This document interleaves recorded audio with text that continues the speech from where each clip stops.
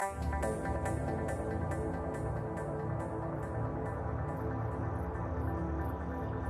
fully illuminated round object was hovering silently over the missile silo and shining a light down onto it. And then from this dead stop, it shoots off to the east, just like now you see it, now you don't. This planet is being visited by beings from another world. Some out-of-this-world happenings at the National Press Club have lit up the internet this morning. Everyone is clamoring to read about 7 former members of the U.S. Air Force presenting their findings on UFOs. Among their claims, aliens from out of this world are taking a keen interest in nuclear weapon sites. The group documented what they call visits to nuclear sites during a period of 3 decades, and they encouraged the government to acknowledge alien visits to Earth. Now, I must say, I am a skeptic on this one. However, I mean, they're former members of the U.S. Air Force. I think they have a little bit of credibility out, there. Well, this I guess, news conference, we could call it. It was organized by Robert Hastings. He is a UFO researcher and an author, and he's been reporting this for years, that military personnel, and I even know some military folks who have actually said there are UFO sightings all the time. The military doesn't necessarily agree with what they are finding, or at least, why would they? Yeah, or at least giving the theory any credence. But I will say, I believe there is other life out there. Good afternoon. My name is Robert Salas. In 1967, I was a first lieutenant stationed at Malmstrom Air Force Base, Montana. I was a missile launch officer, and on March 24th, 1967, I was on duty at what we called Oscar Flight. It is a underground capsule hardened site, about 60 feet underground. We had security guards topside. The main guard is called a flight security controller. My commander at the time was Lieutenant Fred Mywald, now retired Colonel Fred Mywald.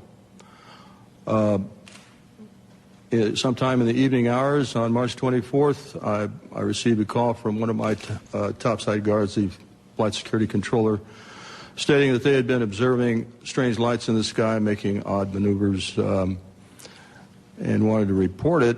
I thought it was kind of a strange report, but I took it seriously. You have to understand we were protecting nuclear weapons, and the reports we generally got were very professional. At any rate, I kind of dismissed the call. He called back about 5 minutes later. This time he was screaming into the phone saying they're looking at an object, a red glowing object hovering just above our front gate. This object was about 30 feet in diameter. He couldn't make out too much of the details of the object, only that it was pulsating, and he had all the guards out there. He was very frightened. Wanted me to give him direction. I think I said something like, make sure nothing comes inside the perimeter fence. He immediately hung the phone up. I went to wake my commander, Fred Mywald, who was taking a rest break, started to tell him about the phone call, and just as I told him, our missiles began going into what's called a no-go condition, or unlaunchable. Essentially, they were disabled while this object was still hovering over our site, our launch control facility. At that point, we went through our procedures. He reported back to the command post the incident. We also had some security lights, meaning security incursions at some of the launch facilities. So I called the guard back upstairs and directed that a security team be sent out. At this point, the guard told me the object had left at high speed. Again, silent, no noise. The security guards got out to the launch facility and reported back that they were seeing this object again. They also lost radio contact. This incident turned terminated at that point. We reset the security alarms, but the missiles themselves were still disabled. We had to call in for maintenance teams to come out and bring them back up on alert. The main indication we got from our equipment was guidance and control system failure.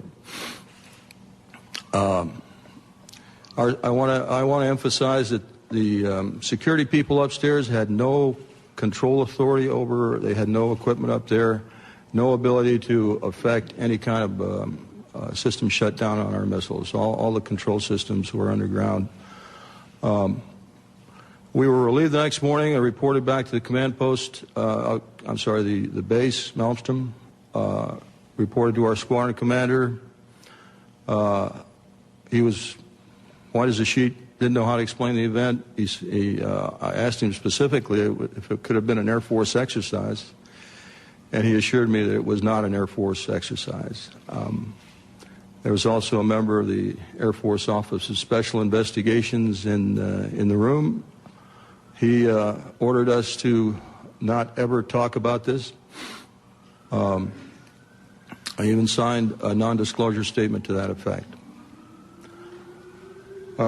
This was, and I didn't talk about it until 1994. I was able to come across a little paragraph in a book called Above Top Secret by Timothy Good. And on page 301 of that book, there's a short paragraph about missiles being shut down while UFOs were overhead. At that point, with the help of Mr. James Klotz, my investigator, we requested the Air Force to send us documents about this shutdown, not mentioning the word UFO. We did get the Air Force to declassify what we'll call the Echo Flight incident. Let me back up a little bit. During the report to the command post, my commander, Fred Mywald, turned to me and said the same thing happened at another site. At the time, I thought he meant that evening, but it turns out the same thing had happened a week earlier at another site, and he was probably referring to the Echo Flight. At any rate, at that point, when we got the Echo Flight incident declassified, I felt I was able to come forward and start talking about it because I thought that's where I was. It wasn't until later I found out it was an Oscar flight, and I realized that not only our flight had gone down, 10 missiles, but the Echo Flight also went down about a week earlier on March 16th. We have extensive documentation on the Echo Flight incident that we received from the Air Force under Freedom of Information Act. We have the testimony of Walt Fiegel, who was the deputy missile crew commander at Echo Flight. I have a couple of letters from the commander, Eric Carlson. Colonel Mywald gave me a telephone interview about this in 1996, and I've got that on tape, and he's given me permission to use that. So we've got audio recordings of some of these witnesses. We've got written statements. We've got documentation from the Air Force. All of this supporting what I just told you.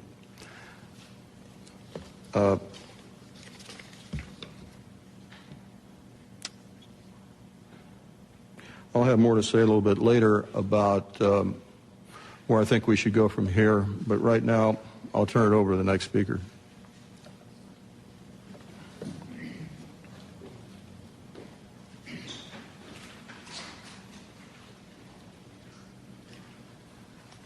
Good afternoon. My name is Dwayne Arneson. I'm going to give an adjunct testimony to what Bob has already spoken about. After graduating from college with degrees in physics and math, I entered the Air Force, got a commission, and served 26 years as a communication electronics officer in positions all over the world, including Vietnam. My highest clearance held was a top secret crypto special compartment information talent keyhole. For those that know clearances, you got to be almost squeaky clean to get that. Back in 1967, I was officer in charge of the Communications Center at the 28th Air Division in Great Falls, Montana. I was also the crypto custodian. I was a top secret control officer for the division, and I passed out nuclear launch authenticators.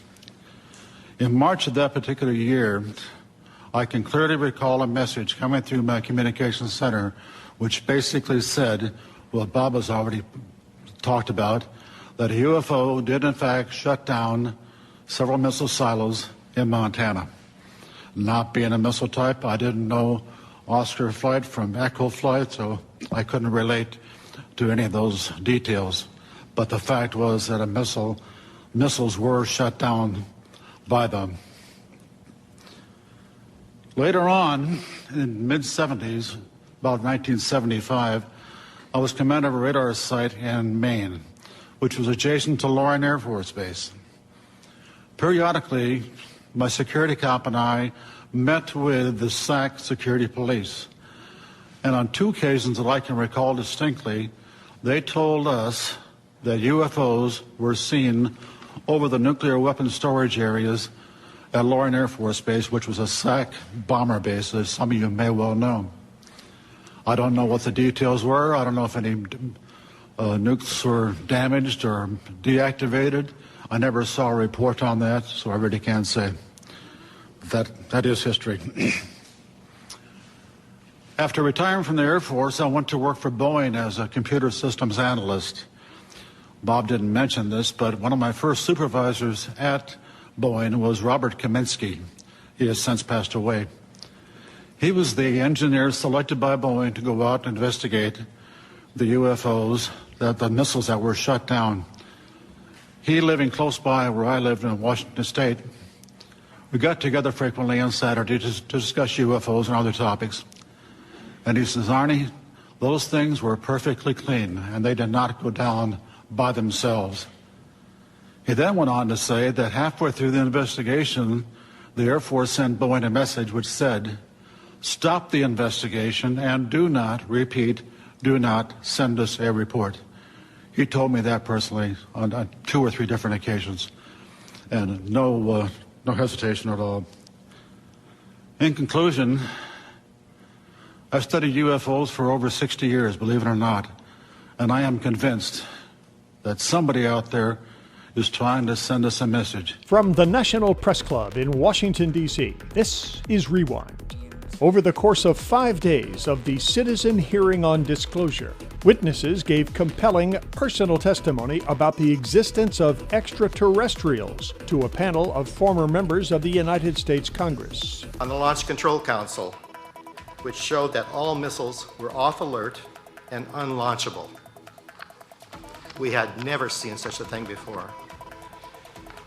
The outgoing crew briefed us on the wild events that transpired overnight and indicated that the missiles malfunctioned at the time the object was hovering directly above the capsule and next to the main gate.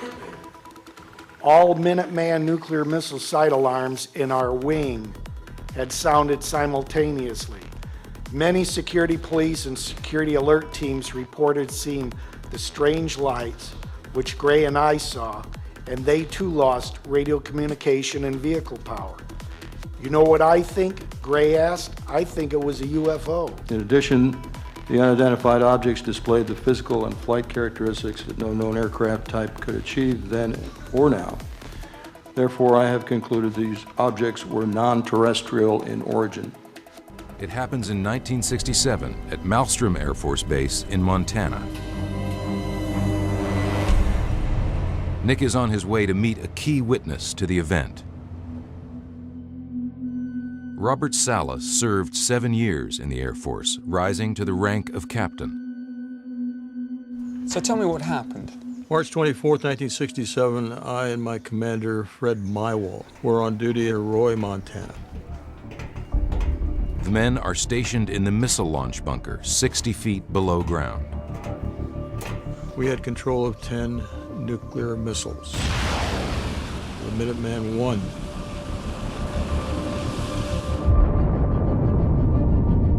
Each missile had an 800 kiloton nuclear weapon.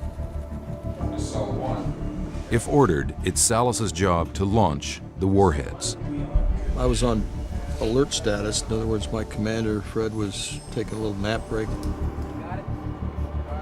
Sometime in the early morning hours, I get a call.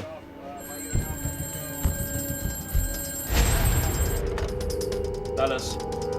On the other end of the phone is a terrified guard stationed above the bunker. He's screaming into the phone. He's yelling, "Sir, I'm looking at the front gate. I see this glowing red object." The strange red object is moving like nothing the guards have ever seen before. They were flying very fast across the sky, stopping on a dime, reversing course, making 90-degree angle turns, making no noise. These guys were very, very frightened. It was a critical situation. As fear spreads above ground, things are about to get even more terrifying below. I need you to wake up. I've got the weirdest... Salas wakes his commander and tells him the guard's report of a UFO above the base. Suddenly, the unthinkable happens.